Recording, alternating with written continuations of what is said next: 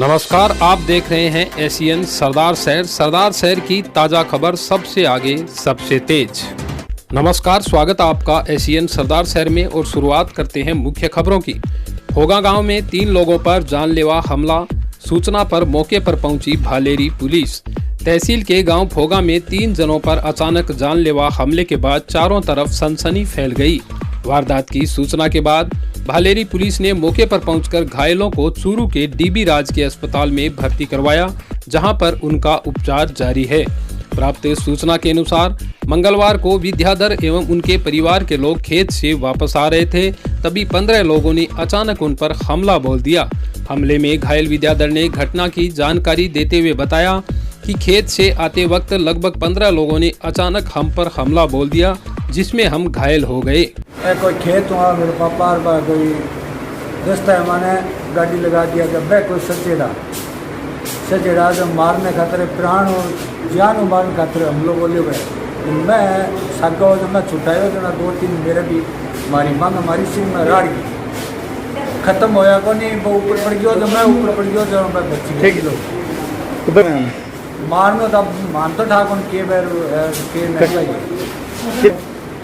15 जना 15 क्या माया बुलेरो और नाम कैंपर है भालेरी पुलिस ने घायलों के पर्चा बयान के आधार पर आरोपियों के खिलाफ कार्रवाई शुरू कर दी है। सुजानगढ़ रोड पर बाइक व ट्रक की जबरदस्त भिड़ंत, बाइक सवार एक व्यक्ति की मौके पर हुई मौत। प्राप्त जानकारी के अनुसार सुजानगढ़ सालासर मार्ग NH 52 पर स्थित गांव धां के पास ट्रक व मोटरसाइकिल की भिड़ंत में एक व्यक्ति की मौके पर ही मौत हो गई, जबकि दूसरा व्यक्ति गंभीर घायल हो गया। सूत्रों से मिली जानकारी के अनुसार ओवरटेक करने के चक्कर में बाइक सवार अचानक अपना संतुलन खो बैठा, जिसके बाद बाइक की आगे चल रहे ट्रक से टक्कर हो गई। हादसे में बाइक चला रहे सुजानगढ़ के युवक रवि पवार की मौके पर ही मौत हो गई, जबकि पीछे बैठा युवक ट्रक में फंस गया, जिसके कारण उसका एक पैर कट गया। जानकारी के अनुसार उक्त दोनों युवक ऑनलाइन सामान सप्लाई का काम करते हैं, जो सालासर से सुजानगढ़ की तरफ आ रहे थे। घायल युवक को 108 एम्बुलेंस की सहायता से सुजानगढ़ के राजकीय अस्पताल लाया गया, जहां से प्राथमिक उपचार के बाद युवक की गंभीर हालत को देखते हुए चिकित्सकों द्वारा जयपुर रेफर कर दिया गया। बढ़ते अगली खबर के लिए। सरदार शहर में GST विभाग की बड़ी कार्रवाई, 2 वाहनों में ले जा रहे माल को किया जब्त। कस्बे में मंगलवार को GST विभाग के अधिकारियों द्वारा बड़ी कार्रवाई करते हुए 2 वाहनों को जब्त किया गया है, जिसमें एक ट्रक में 9 टन सरसों भरी हुई थी, वहीं एक पिकअप जिसमें 3 टन शीशम की लकड़ी भरी हुई थी। विभाग के सहायक आयुक्त सुरेंद्र कुमार सेठिया ने बताया कि दोनों वाहनों को रोककर सामान के बिल के बारे में पूछताछ की गई, तो चालक द्वारा कोई संतोषजनक जवाब नहीं दिया गया, जिसके बाद दोनों वाहनों को जब्त कर पुलिस थाने लाया जाकर विभागीय कार्रवाई शुरू कर दी गई है। शहर वासियों ने डॉक्टर प्रणव मुखर्जी को किए श्रद्धा सुमन अर्पित। सामाजिक संस्थाओं द्वारा गांधी चौक में रखा गया श्रद्धांजलि कार्यक्रम। स्थानीय गांधी चौक में बुधवार को शहर वासियों द्वारा पूर्व राष्ट्रपति डॉक्टर प्रणव मुखर्जी की दिवंगत आत्मा को पुष्प अर्पित कर भावभीनी श्रद्धांजलि दी गई। कस्बे की सामाजिक संस्थाएं, जिनमें कर्मभूमि सेवा संस्थान, सरदार शहर प्रेरणा मंच, श्रीनाथ कोचिंग क्लासेज आदि के तत्वाधान में शहर के गणमान्य नागरिकों द्वारा भारत रत्न राष्ट्रपति डॉक्टर प्रणव मुखर्जी को पुष्प अर्पित कर सभी ने अपने श्रद्धा सुमन अर्पण किए।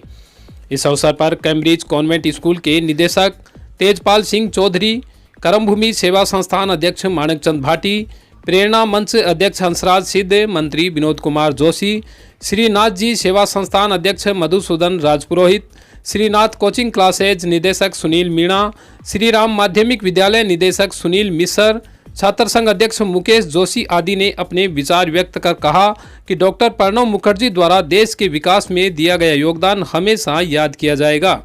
श्रद्धांजलि कार्यक्रम में निदेशक तेजपाल सिंह चौधरी एवं शिक्षक संपत राम जांगीड़ ने भी अपने विचार व्यक्त करते हुए कहा कि प्रणव दा का कुशल नेतृत्व व उनकी सादगी हमेशा हमें प्रेरणा देती रहेगी।